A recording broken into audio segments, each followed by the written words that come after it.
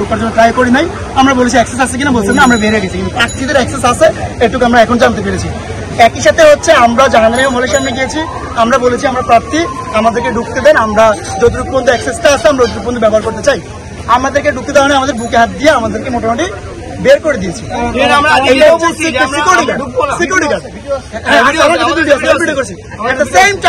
আমরা ওখানে দাঁড়িয়েছি, ঠিক 2 মিনিট পরে শিবির সমর্থিত প্যানেলের বিপি সহ 4 জন ছেলে প্রার্থী ওই হল থেকে বেরোয়েছে। আমি যখন তাদেরকে জিজ্ঞাসাবাদ করছিলাম আপনারা কেন ঢুকবেন, আমাদেরকে ঢুকতে হলো না, আপনারা কেন ঢুকছেন, ঠিক তখনই ওনারা আমাকে জিজ্ঞেস করতে স্যার দিচ্ছে, আপনি স্যারকে জিজ্ঞেস করেন। আমি বলছি না, আমাকে ঢুকতে না, আপনাকে কেন ঢুকতেছে। তখন ওনারা বলতেছে যে আপনি একটু অধিকার রাখেন না ভিডিও করেন। তারা আমাদেরকে বিভিন্নভাবে হুমকি দিয়েছে। আমরা প্রশাসনকে জানিয়েছি, সে হলের প্রশাসনও এই বিষয়ে অজ্ঞ, সে হলের প্রশাসন এই বিষয়গুলো জানে না। শিবিরের কোন প্রার্থী? শিবিরের ভিপি প্রার্থী গিয়েছে, শিবিরের স্বাস্থ্য সম্পাদক গিয়েছে, এবং আরো দুজন প্রার্থী ছিল। আমার কাছে ভিডিও আছে, আপনি আমার কাছে ভিডিও নিয়েছেন। আপনি কোন পদের প্রার্থী? আমি পরিবহন সম্পত্তির পদপ্রার্থী, আমার ব্যালট নাম্বার সেন্ট্রালে আমি নির্বাচন করতেছি। কোন প্যানেল থেকে? সমর্থিত প্যানেল। আমার কথা হচ্ছে আমরা সেখানে গিয়েছি, আমরা অ্যাক্সেস চেয়েছি, আমাদেরকে দেয় না, আমরা চলে আসছি। আমরা একটু বের হয়ে গেছি, তখন আমরা পরিবেশটা দেখেছি। আমরা সব হলেই আমরা যে নিয়মের মধ্যে থেকে সব হলের বাহিরে যারা শিক্ষার্থীরা থাকে, যে মেয়েদের হলে বিশেষ করে আমরা তাদেরকে সালাম বিনিময় করে আমরা জানতে চাই যে তাদের সুষ্ঠু সবকিছু চলতেছে কিনা। তারা আমাদের সাথে বাইরে কথা বলে, আমরা যখন তাদেরকে ইশারায় জানাই যে আচ্ছা আমাদের ঢুকার অ্যাক্সেস আছে কিনা, তারা আমাদেরকে, আমরা গেটের একদম গেটের যে লাইনটা ওখানে আমাদের বুকে হাত দিয়ে বলে যে ঢুকার অ্যাক্সেস নাই। ঠিক আছে, ঢুকার অ্যাক্সেস নাই, আমরা বলছি যে আমরা ঢুকবো না, আমাদের ঢুকার কোনো ইচ্ছা নাই। তার পরক্ষণে আমরা দেখি যে শিবিরের 4 জন ভিপি প্রার্থী সহ 4 জন এবং অন্যান্য নারী প্রার্থী সহ তারা ভিতর থেকে বের হয়ে আসে। আমাদের যদি ঢুকার অ্যাক্সেস না থাকে, তাদের ঢুকার অ্যাক্সেস কিভাবে থাকে? আপনারা কি মনে করছেন যে প্রশাসন থেকে শিবির আলাদা? অবশ্যই তাদেরকে বিশেষ কোনো একটা সুবিধা তারা থাকলে আমরা যদি ঢুকতে না পারি, আমরা গেটে এসে এমন হতে পারে যে তাদেরকে জানাইতে হবে। আমরা তো ওখানে 10 মিনিট 5 মিনিট না, আমরা ওখানে প্রায় আধা ঘন্টা ছিলাম। গেটম্যান তো একজনকে বলে নাই যে স্যার আরো প্রার্থীরা তার সাথে দেখা করতে হবে। শিবির তো ছাত্রদল প্যানেলের বিরুদ্ধে অনেক অভিযোগ করতেছে। শিবির ছাত্রদল প্যানেলের বিরুদ্ধে যেসব অভিযোগগুলো করেছে সেগুলো প্রোপাগান্ডা হিসেবে চালাচ্ছে, কারণ তারা নিজেরা করতেছে। বঙ্গবন্ধু হলেও তারা এই কাজ করছে।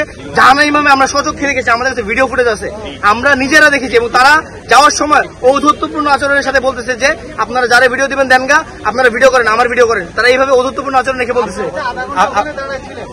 হ্যাঁ, exactly, that's a very good point. আমরা যে এতক্ষণ সময় বাইরে দাঁড়াইছিলাম, তখন এই যে তারা যে ঢুকছে, মানে আমরা কিন্তু তাদেরকে ঢুকতে দেখি নাই, তারা অনেকক্ষণ সময় ছিল এবং প্রভোস্টার তাদেরকে ডেকে নিয়ে গেছে। আপনি কোন পদে নির্বাচন করছেন? আমি অভিষেক, আমি সমাজসেবা ও মানব সম্পদ বিষয়ক সম্পাদক পদপ্রার্থী, ব্যালট নাম্বার 3, বাংলাদেশ জাতীয়তাবাদী ছাত্রদল মনোনীত প্যানেল থেকে।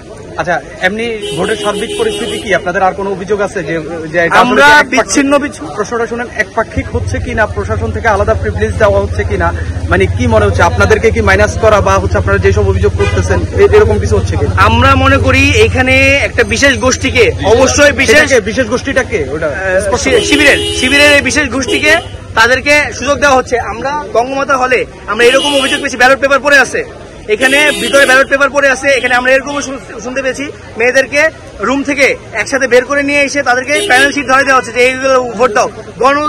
গণতন্ত্রের চর্চা, ভোটাধিকার চর্চা এইভাবে হতে পারে না। যে যার ভোট যারে খুশি তারে দিবে, কিন্তু সে তার নিজে দিবে, নিজ ইচ্ছায় দিবে। কেন তার রুম থেকে বের করে নিয়ে এসে একটা পুরো স্কিম সাজে তাকে ভোট দেওয়াতে হবে? আপনাদের একজন সমর্থক বঙ্গমাতা হলের কেন্দ্রে ঢুকে পড়েছেন, উনি কিন্তু প্রার্থী না, সাংবাদিকও না।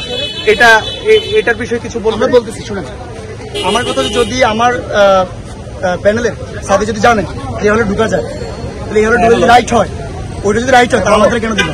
আমারও একই প্রশ্ন, সাথীকে কেন দিল, শিবিরকে কেন দিল, আমি প্রার্থীকে কেন দেওয়া হলো না? এটা আপনাদের কাছে আমার প্রশ্ন, এই অ্যান্সারটা দিয়ে